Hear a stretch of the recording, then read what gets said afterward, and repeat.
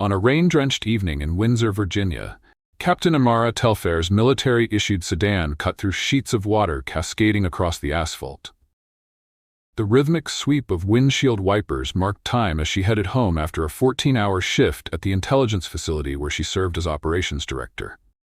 Her uniform jacket hung precisely on the rear hook, pressed, decorated, and embodying the decade of exemplary service she had given to her country. The sudden flash of blue lights in her rearview mirror came without warning. Captain Telfair eased her vehicle toward the shoulder, muscle memory from a lifetime of following protocol guiding her actions. Water pooled around her tires as she came to a complete stop. She placed both hands on the steering wheel, visible, still, unthreatening, the way her father had taught her years before she ever put on a uniform. "Standard procedure," she whispered to herself, breath fogging the window beside her. Nothing to worry about. But as the officer approached, his flashlight beam cutting harshly through her rear window, the knot in her stomach tightened. Something in his stance, in the aggressive angle of that light, told her this wouldn't be routine. License and registration, came the demand, without greeting or explanation. Officer Brian Kessler, though she wouldn't learn his name until later, stood partially sheltered from the downpour by a black raincoat, water streaming from its edges. "Good evening, officer," Captain Telfair responded, voice steady despite the tension crackling in the damp air. "May I ask why I've been pulled over?" The beam of light shifted, flooding her face with harsh illumination. "I said license and registration. Now." Captain Telfair reached slowly toward the glove compartment. "I'm going to get my registration," she narrated carefully. "My license is in my purse on the passenger seat." The flashlight beam tracked her movements with suspicious intensity. "Is that a costume?" Officer Kessler asked suddenly, light dropping to the crisp military uniform jacket hanging behind her. "Excuse me?" Captain Telfair's voice remained level, but her pulse quickened. "That uniform. Halloween's not for months. What are you supposed to be?" In that moment, that precise, rain-soaked moment, something fundamental shifted. Captain Telfair felt decades of carefully managed emotion rise within her chest. "That is my U.S. Army uniform, officer. I'm a captain stationed at Fort Belvoir." The flashlight beam lingered on the uniform, then returned to her face with renewed intensity. "Sure you are. Step out of the vehicle." The command hung in the rain-heavy air between them. Captain Telfair's mind calculated rapidly, assessing risk, weighing options, considering consequences. In the military, she analyzed threats daily.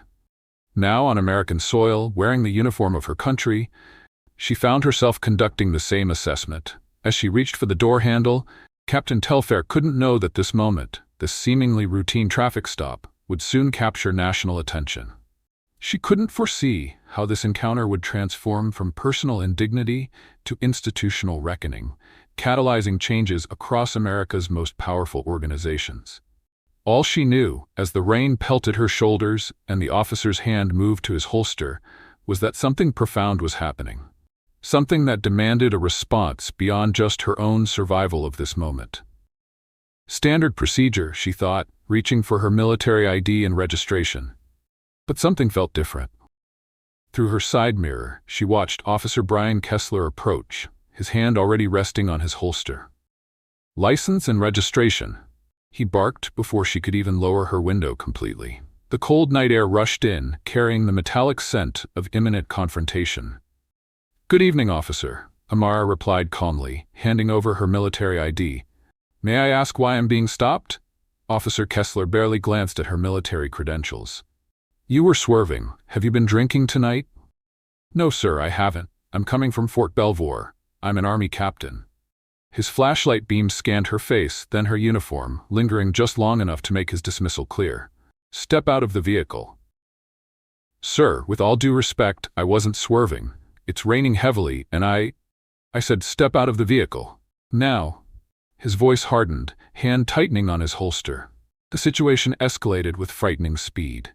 Within minutes, Captain Telfair found herself standing in the rain, her uniform dampening as Officer Kessler circled her like prey. When she attempted to explain her military status again, his response chilled her to the bone. "Your kind is always hiding behind uniforms," he muttered, just loud enough for her to hear over the rainfall. The army doesn't change what you are. The rain intensified, each drop striking her shoulders, weighing down the uniform she'd worn with pride through combat zones and intelligence briefings. Officer Kessler's flashlight beam cut through the darkness, illuminating her face with harsh light designed to intimidate rather than reveal. "Face the vehicle, hands where I can see them," he commanded, his tone suggesting defiance would be met with force. Captain Telfair complied, military discipline overriding her growing anger. Her reflection in the car window showed a woman caught between worlds, military authority rendered powerless by racial prejudice. "I've identified myself as a military officer," she stated firmly. "I request that you contact my commanding officer at Fort Belvoir." "Military ID cards can be faked," Kessler responded dismissively, "and I don't take orders from you." His radio crackled with static as he called for backup, describing a combative subject despite her perfect compliance. The mischaracterization wasn't subtle, it was deliberate framing to justify whatever might follow. If you've ever wondered how institutions respond when their own are attacked, this story will show you exactly what happens when someone with power meets someone with even greater authority. Because what Officer Kessler didn't realize that rainy night was that he wasn't just confronting Amara Telfair, he was challenging the entire United States military. And the military doesn't leave its own behind. Before I continue, take a moment to subscribe to Black Narratives. We bring you stories of injustice, courage, and systemic change that mainstream media often overlooks. These aren't just stories, they're blueprints for accountability in a world that desperately needs it. Attention, have you ever been judged by your appearance rather than your credentials? Relate, for Black service members across America, this reality happens daily. Engage. Captain Telfair's story reveals what happens when institutional racism meets institutional power. Action. Subscribe now to follow this journey of injustice and ultimate vindication. As the rain soaked through Captain Telfair's uniform, neither she nor Officer Kessler could have predicted how this encounter would reverberate through police precincts and military command centers across the nation. Or how, within days, the Pentagon itself would launch a response that would change law enforcement forever. The blue and red lights reflected in countless raindrops, creating a chaotic light show that belied the methodical confrontation unfolding. Officer Kessler's demeanor shifted subtly when a passing car slowed, an unseen witness capturing these crucial moments on video. This detail, this random act of civilian oversight, would soon transform a roadside harassment into national reckoning. "I'm going to search your vehicle now," Kessler announced, not asking permission. "I do not consent to a search," Captain Telfair responded, her voice steady despite the rain now streaming down her face. "There is no probable cause." His laugh was cold, dismissive. "The probable cause is whatever I say it is out here." These words, captured clearly on multiple recordings, would later become central to the case that would shake both institutions to their core. Before that fateful night in Windsor, Captain Amara Telfair had built a career defined by excellence and resilience. Born to a civil rights attorney mother in Atlanta, Amara grew up understanding that justice required both courage and strategy. Her mother's passionate defense of marginalized communities shaped Amara's worldview long before she ever considered military service. "My mother always said that change happens from within systems, not just by challenging them from the outside," Amara would later recall. This philosophy guided her decision to enlist after earning her computer science degree with honors. Rising quickly through the ranks, Captain Telfair specialized in military intelligence, becoming an invaluable asset in cybersecurity operations. Her analytical mind and leadership skills earned her multiple commendations and rapid promotions. By age 32, she had become one of the youngest captains in her division at Fort Belvoir, overseeing critical intelligence operations. But success didn't shield her from bias. Military colleagues respected her abilities, yet she navigated a constant undercurrent of microaggressions. Comments about being articulate or questions about how she really earned her position followed her even into secure briefing rooms. "I learned to fight 2 battles simultaneously," she once confided to a fellow officer. "The one in my job description, and the one against perceptions that my presence was somehow extraordinary or unearned." The military, for all its emphasis on merit and hierarchy, wasn't immune to America's deeper tensions. Black service members exchanged knowing glances when discussions of off-base encounters arose. They shared unwritten rules. Keep your military ID visible during traffic stops, announce your service status clearly but non-threateningly, and accept that your uniform might not protect you from bias. Camera focuses on newspaper headlines about military racial incidents. That spring, tensions had been escalating nationwide. 3 separate incidents involving black service members and local police had made headlines in Virginia alone. In each case, military credentials were ignored or dismissed during routine encounters. The Pentagon had issued internal guidance on handling such situations, but the bureaucratic response felt inadequate to those living this reality. Captain Telfair had attended a tense meeting at Fort Belvoir just hours before her fateful drive. Military leadership discussed strategies for addressing these incidents without creating friction with local law enforcement. The meeting had left her frustrated. Institutional caution seemed to be overriding the urgent need for protection of personnel. We send our people into combat zones with clearer rules of engagement than we give them for driving home, she had pointed out during the meeting, earning nods from some senior officers and uncomfortable silence from others.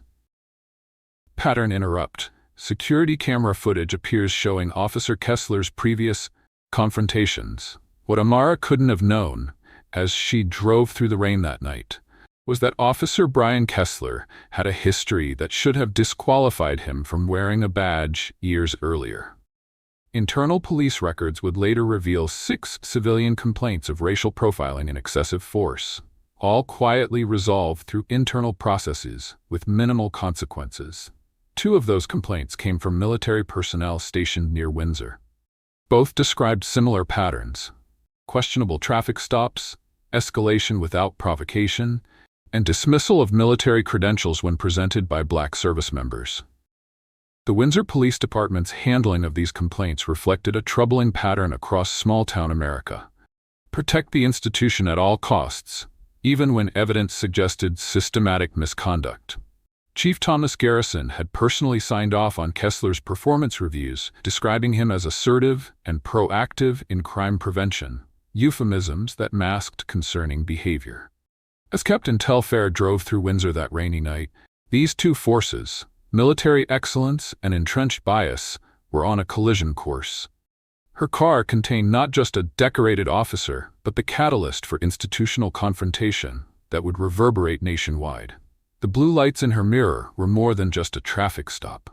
They represented the intersection of 2 powerful American systems with fundamentally different approaches to accountability.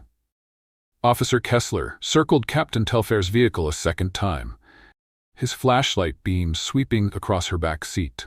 The rain intensified, plastering her uniform to her shoulders as she stood by the roadside.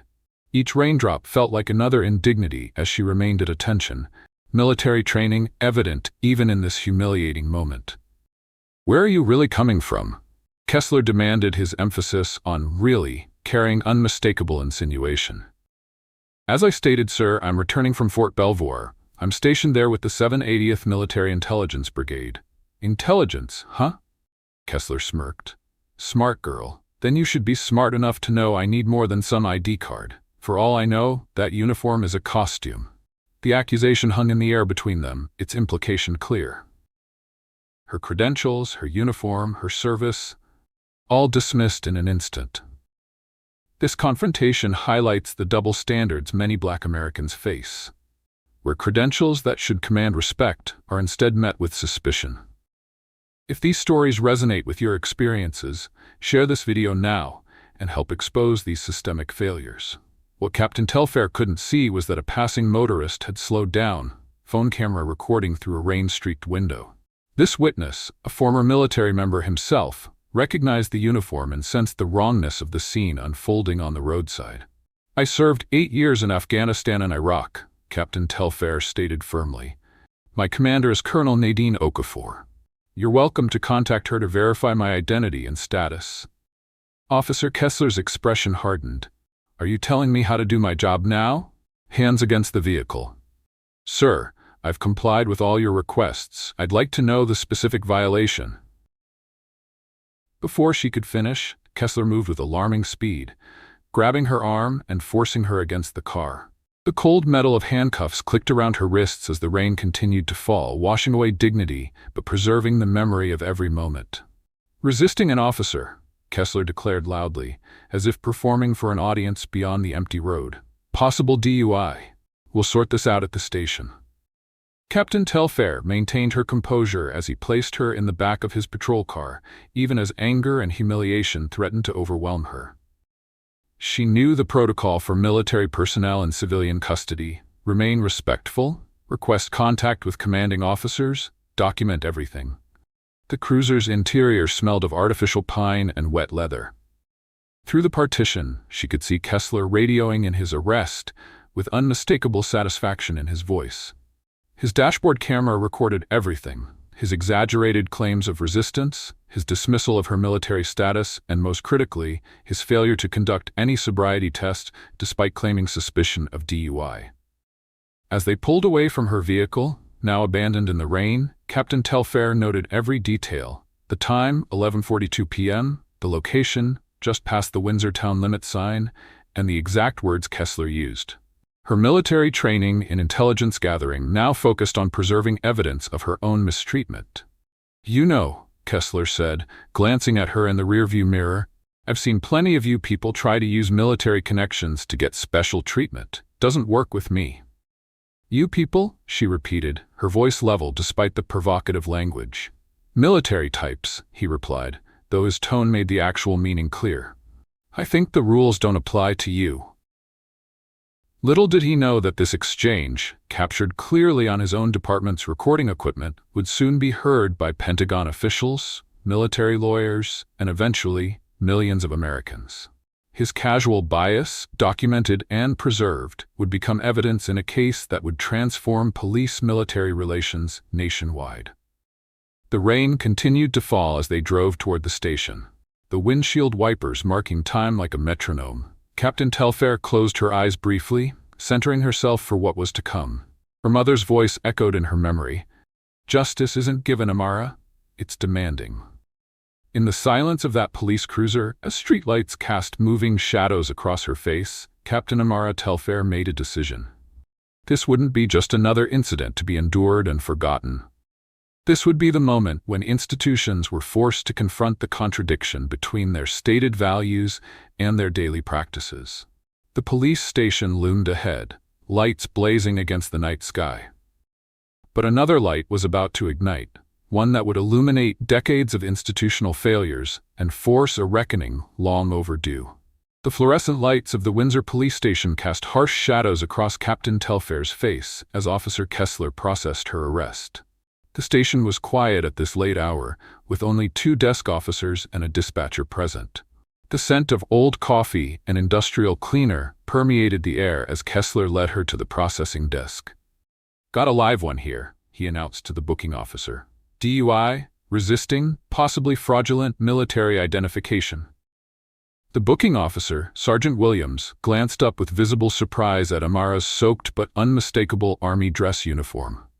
"Captain Amara Telfair, 780th Military Intelligence Brigade," she stated calmly. "I request to contact my commanding officer immediately, as is my right under military protocol." Sergeant Williams hesitated, his eyes moving between Captain Telfair and Officer Kessler. "Brian, she's in uniform. Did you confirm with Fort Belvoir?" "Since when do we need the Army's permission to arrest someone breaking the law?" Kessler snapped. "Process her. We'll sort out the details later." "I've broken no laws," Captain Telfair maintained, her voice steady despite her racing heart. "I was driving within the speed limit, I'm completely sober, and I've complied with all lawful orders." "The breathalyzer will determine that," Kessler replied coldly. "And your attitude determines the rest." As the booking process continued, Captain Telfair noted every procedural violation, every dismissive comment, and every moment her military status was ignored. The clock on the wall ticked past midnight as she was photographed, fingerprinted, and placed in a holding cell. "One phone call," she reminded Sergeant Williams. Williams, increasingly uncomfortable with the situation, nodded and led her to the phone. With steady fingers, Captain Telfair dialed Colonel Nadine Okafor's direct line. Colonel Okafor answered on the third ring, her voice alert despite the hour. As Captain Telfair explained the situation, the colonel's responses were clipped and precise. "Remain calm. Say nothing further. I'm activating our response team now.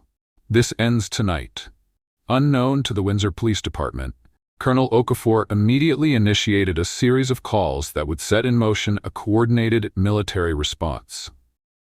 The first was to the Judge Advocate General's office, where a team of military lawyers was roused from sleep. The second was to the Pentagon's Public Affairs Division. The third was to the Military Police Command. By 1:15 a.m., a military legal representative was en route to Windsor. By 2 a.m., the video taken by the passing motorist had reached Colonel Okafor's secure email. Dawn broke over Windsor as Captain Telfair sat in the holding cell. Her uniform still damp, her posture military straight despite hours without sleep. The sound of multiple vehicles arriving outside penetrated the station's walls. Heavy footsteps approached the booking area. "I'm looking for Captain Amara Telfair," a commanding voice announced. "I'm Lieutenant Colonel James Richardson, Judge Advocate General's Corps, here to secure the immediate release of a U.S. Army officer being unlawfully detained." The scene that unfolded next would later be described by one witness as the Pentagon landing in Windsor. A team of uniformed military officials, including legal representatives and 2 senior officers, filled the small station. Their presence, formal, disciplined, and unmistakably authoritative, changed the atmosphere instantly.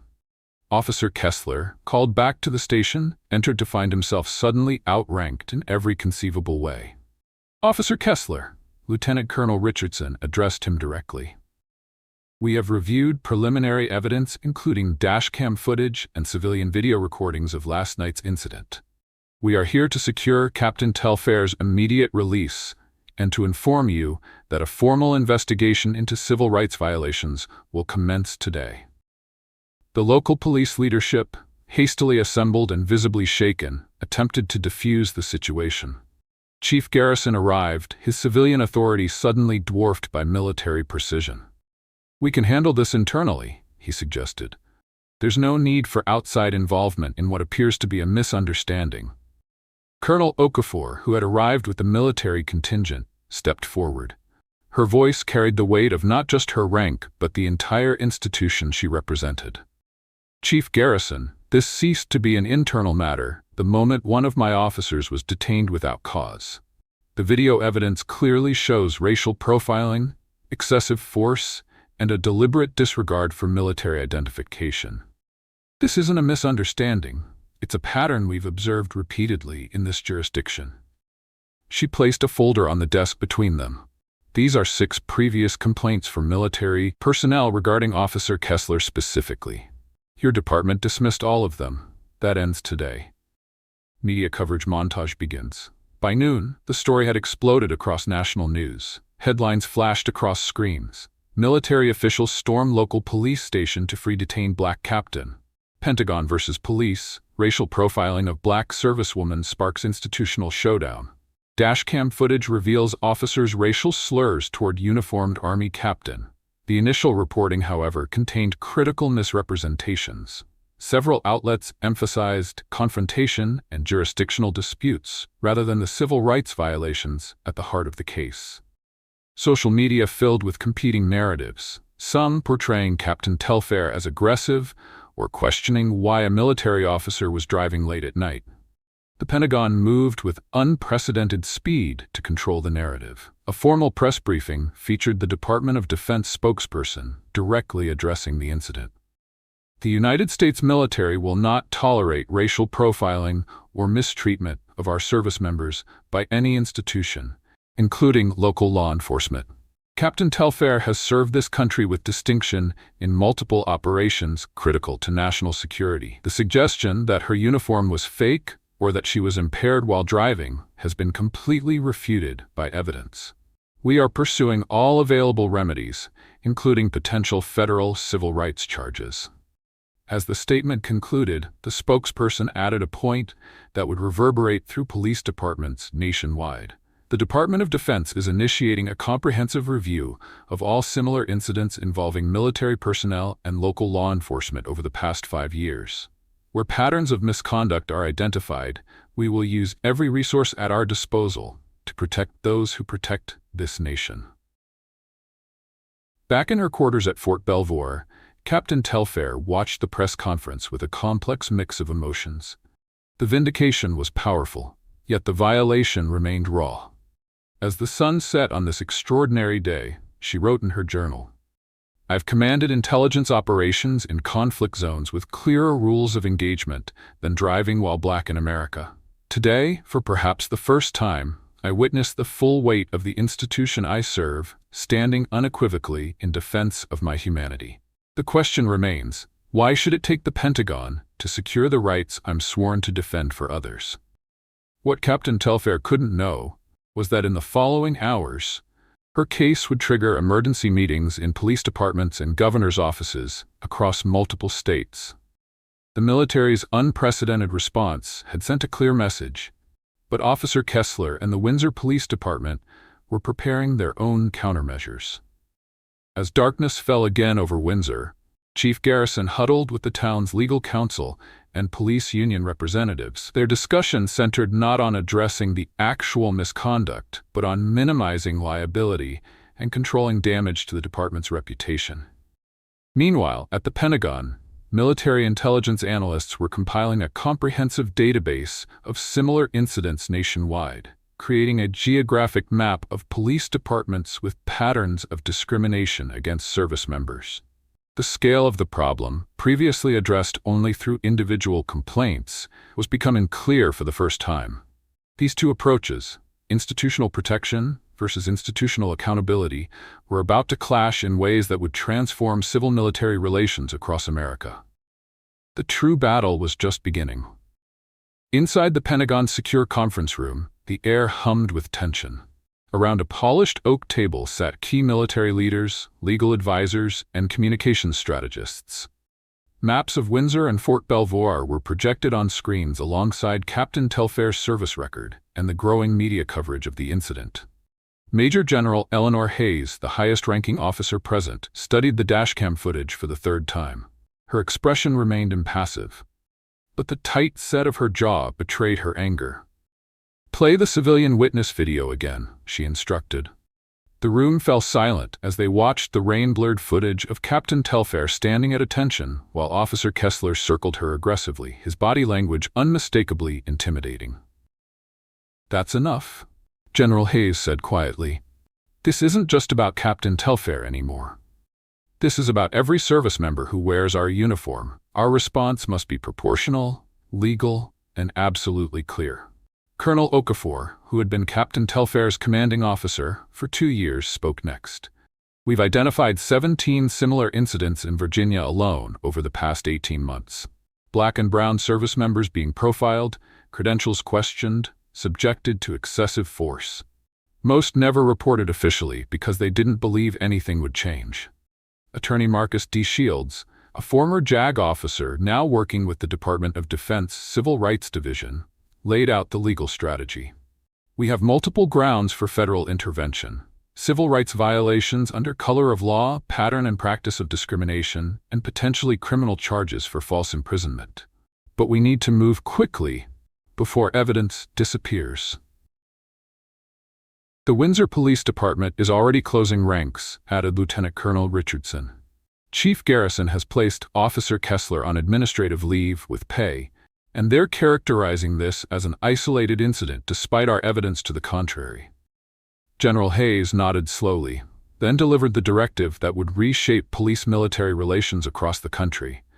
"Initiate Operation Accountability, full-spectrum response."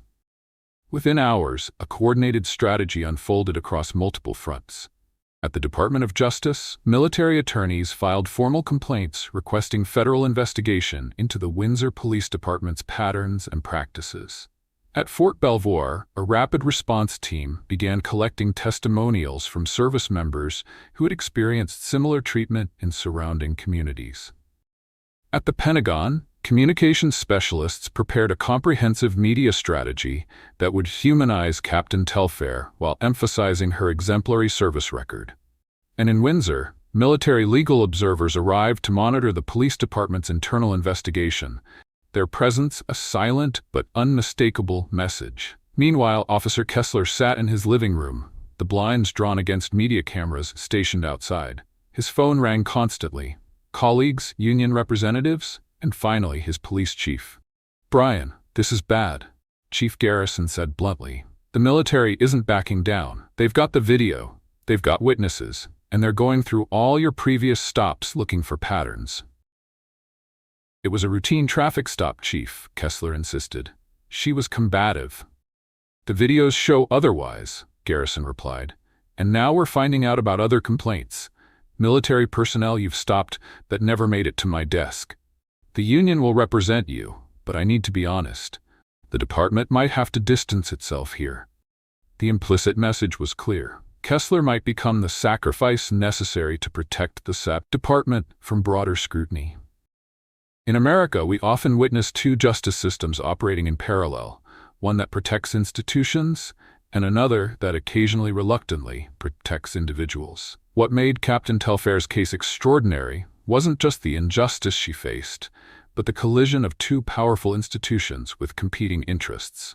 For perhaps the first time, the shield that typically protects police misconduct met an even stronger force: military authority. In a converted conference room at Fort Belvoir, Attorney Marcus DeShields reviewed statement after statement from service members. The pattern was undeniable. Black and brown military personnel described almost identical experiences with local law enforcement. Their uniforms and ID cards, which should have commanded respect, instead triggered suspicion and aggression. "We've identified 43 incidents involving Officer Kessler specifically," his assistant reported. 8 were formally reported, but dismissed. The others never made it through the complaint process. DeShields nodded grimly. "And we're finding similar patterns in departments across 3 counties. This isn't about one officer. It's systemic." The evidence they compiled was damning. Racial disparities in traffic stops, disproportionate use of force against minority service members, and systematic dismissal of complaints. What made their case unprecedented was the military's unique position to demand accountability. 3 days after Captain Telfair's arrest, Chief Garrison faced an unexpected ultimatum. Lieutenant Colonel Richardson arrived with a formal letter from the Department of Defense. "The Pentagon is prepared to declare a 5-mile radius around Fort Belvoir off-limits to all military personnel due to persistent civil rights concerns," Richardson explained. "This would effectively designate your jurisdiction as unsafe for our 30,000 service members and their families." The economic implications were staggering. Military personnel and their families represented nearly 40% of the local economy. Businesses would close, property values would plummet, and the community would be stigmatized for years. "That's extreme," Garrison protested. "One incident doesn't justify." "This isn't about one incident," Richardson interrupted, sliding a thick folder across the desk. "This is about a pattern of discrimination against those who serve this country. We've documented everything. The question now is whether you'll be part of the solution or part of the ongoing problem." The folder contained not just Captain Telfair's case, but dozens of others, meticulously documented incidents spanning years, complete with dates, badge numbers, and witness statements. The military had been quietly building this case long before Telfair's arrest brought it to a head. As pressure mounted, national attention focused on Windsor. Civil rights organizations held rallies supporting Captain Telfair. Military families shared their own stories of discrimination. Veterans groups issued statements of solidarity. The narrative had shifted dramatically. This was no longer about one traffic stop, but about respect for those in uniform and accountability for those with badges. 7 days after the initial incident, Officer Kessler's personnel file was leaked to the press. It revealed not just civilian complaints, but internal warnings about his conduct that had been consistently overridden by superiors. His disciplinary record showed multiple incidents deemed concerning, but met with minimal consequences. The most damning evidence came from Kessler's own body camera, footage the department had initially claimed was corrupted. Military forensic experts recovered the data, revealing Kessler's use of racial slurs while searching Captain Telfair's vehicle and his explicit dismissal of her military credentials. Another one playing dress-up, he had muttered to himself, unaware his camera was recording. They think a uniform changes anything. When this footage aired on national news, the public reaction was immediate and furious. Military leaders from all branches issued unprecedented statements condemning the treatment of a fellow service member. The chairman of the Joint Chiefs of Staff personally called Captain Telfair to express support. Authority versus underdog framing. The irony wasn't lost on media commentators. In this rare scenario, the military, typically seen as the ultimate authority, had become the defender of an underdog against police impunity. The power dynamics that usually protected officers from consequences had been completely upended. Through it all, Captain Telfair maintained remarkable composure. When finally persuaded to give a single interview, she focused not on her personal ordeal, but on the broader implications. "This isn't about me," she told the reporter. "It's about every service member who's been profiled, every civilian who lacks the institutional support I have, and every officer who thinks a badge places them above accountability. I didn't ask for this spotlight, but I intend to use it constructively." Her dignity under pressure only amplified public support. Military families across the country shared the interview with the hashtag #WeServeWithHer, creating a groundswell that politicians couldn't ignore. 14 days after the traffic stop, the military's strategic pressure campaign reached its climax. Department of Defense officials met with the governor of Virginia, the state attorney general, and representatives from police oversight bodies. The message was unambiguous. Systemic changes were non-negotiable.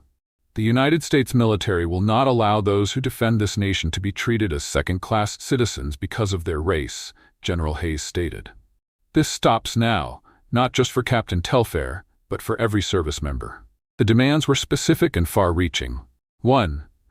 Independent review of all police departments within 50 miles of military installations. 2. Mandatory recognition of military ID as valid identification. 3. Civilian oversight boards with military representation. 4. Automatic body camera review of all stops involving service members. 5. Direct communication channels between military commands and police leadership. What made these demands effective wasn't just their moral weight, but the military's willingness to use its economic and political influence to enforce them. The implied threat that military personnel could be barred from communities failing to implement reforms carried enormous financial implications. As Officer Kessler watched the news from his home, now suspended without pay and facing potential criminal charges, the full weight of his actions began to sink in. He had expected the usual protection: internal reviews, administrative leave, perhaps a written reprimand. Instead, he had become the catalyst for a reckoning that threatened to transform policing across multiple states.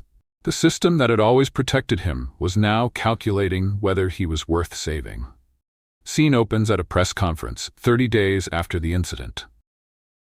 The governor of Virginia stood at a podium flanked by military officers, police officials, and civil rights leaders. Camera flashes punctuated his announcement of the Service Member Protection Act.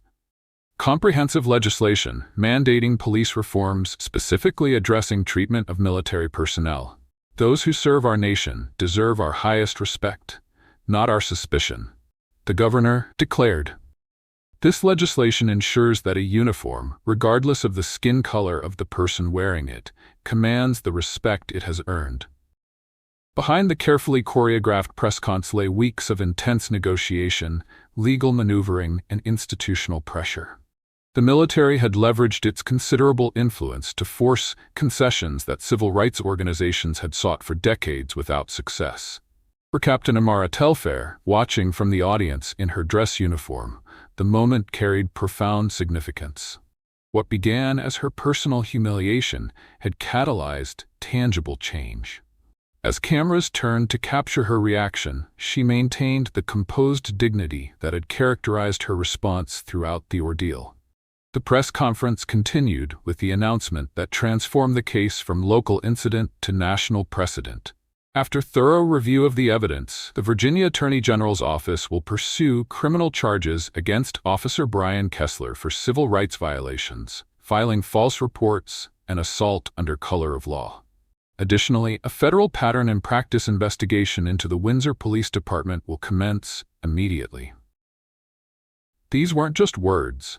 They represented a seismic shift in accountability. Officer Kessler had become the first in the state to face criminal charges for racial profiling of a service member.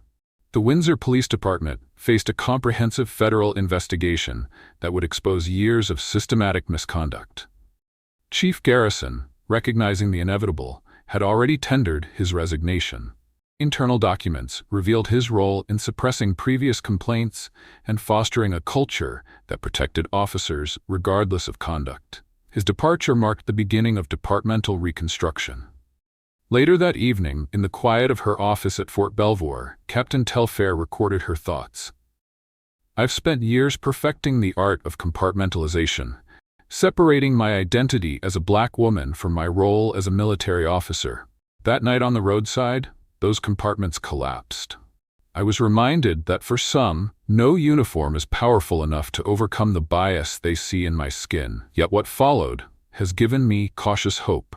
The institution I serve recognized that an attack on me was an attack on its core values. For once, power aligned with justice rather than against it." The ripple effects extended far beyond Virginia. Military installations across the country initiated formal agreements with surrounding law enforcement agencies, establishing clear protocols for interactions with service members. Police departments near bases implemented enhanced training specifically addressing racial profiling and recognition of military credentials. Most significantly, the Department of Defense established a civil rights response team dedicated to investigating and addressing discrimination against service members by civilian authorities. This unprecedented step acknowledged that military personnel of color faced unique vulnerabilities when off base. For the Windsor Police Department, the consequences were immediate and lasting. Beyond Kessler's criminal charges and Garrison's resignation, the department entered a consent decree requiring complete restructuring of policies, training, and accountability measures. Body cameras became mandatory for all officers, with footage automatically flagged for review whenever military ID was presented during an encounter. Community reaction revealed deep divisions. Many residents, particularly veterans and military families, supported the reforms wholeheartedly. Others resented the external pressure, viewing it as federal overreach. Local businesses displayed conflicting signs, some declaring support for police, others welcoming military personnel with special discounts. In this charged atmosphere, Captain Telfair made a decision that surprised many. When invited to pursue a civil lawsuit that could have resulted in substantial personal damages, she declined. Instead, she directed her energies toward institutional reform, agreeing to serve on a newly established military-civilian relations board overseeing implementation of the new policies. "Financial compensation wasn't my objective," she explained to Colonel Okafor. "Systemic change is the only meaningful remedy." 6 months after the incident, Captain Telfair stood before a room of service members delivering a training session on navigating civilian encounters. The program, now mandatory across all branches, combined practical guidance with broader context about the intersection of military service and racial identity. "Your uniform represents authority, but it doesn't guarantee protection," she told the diverse group of young service members. "Know your rights, document everything, and remember that the military now has formal channels to address civilian misconduct. What happened to me should never happen again. But if it does, you won't face it alone." The training incorporated lessons directly from her experience, including proper documentation of incidents, immediate notification of command, and understanding of both military and civilian legal protections. What had once been informal advice passed between black service members had become official policy, acknowledged and supported by the highest levels of military leadership. The most profound change isn't in policies or procedures, but in acknowledgement. Captain Telfair noted in a military journal article about the incident. For generations, black service members navigated dual threats: external dangers, and internal bias, often in silence. My case pierced that silence. When military leadership responded with unequivocal support, it signaled that our experiences are valid, our concerns legitimate, and our protection institutional priority.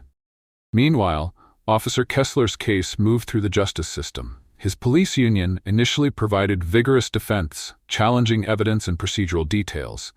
But as additional victims came forward and more body camera footage emerged, his position became increasingly untenable. Facing multiple felony charges and overwhelming evidence, he ultimately accepted a plea agreement: 3 years in prison, permanent revocation of law enforcement certification, and mandatory anti-bias training. The sentencing judge, a veteran himself, delivered remarks that encapsulated the case's significance. The uniform worn by Captain Telfair represents the highest values of our nation: honor, courage, and commitment to constitutional principles. The badge worn by Officer Kessler was meant to represent those same values. When he chose to dishonor that badge through biased enforcement and abuse of authority, he betrayed not just Captain Telfair, but the foundational trust upon which effective policing depends. This sentence reflects both personal accountability and institutional warning. Final scene: military ceremony. 1 year after the roadside confrontation, Captain Telfair received the Meritorious Service Medal, not for combat bravery but for exceptional courage in advancing institutional integrity and civil rights. The citation specifically acknowledged how her dignified response transformed a personal injustice into meaningful reform.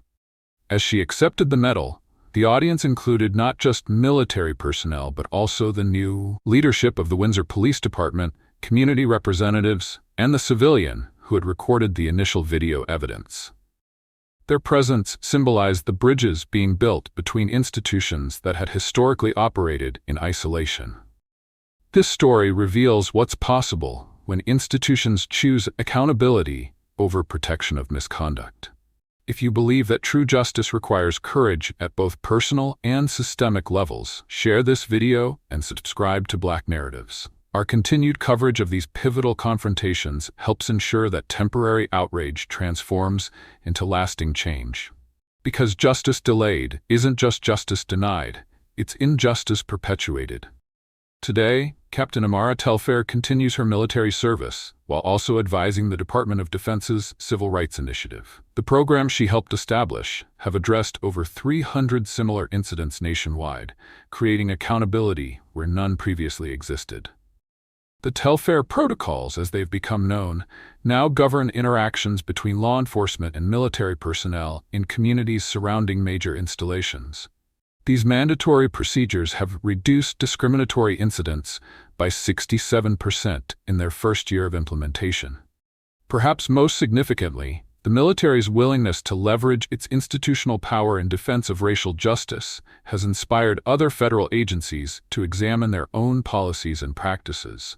What began as one woman's stand against injustice has evolved into a model for institutional response to systemic bias. The uniform didn't protect me that night, Captain Telfair reflected recently. But it did eventually deliver justice, not just for me, but for countless others who lacked institutional support. That's the paradox and the promise of America. Systems that enable injustice can also be recalibrated to deliver accountability if we have the courage to demand it.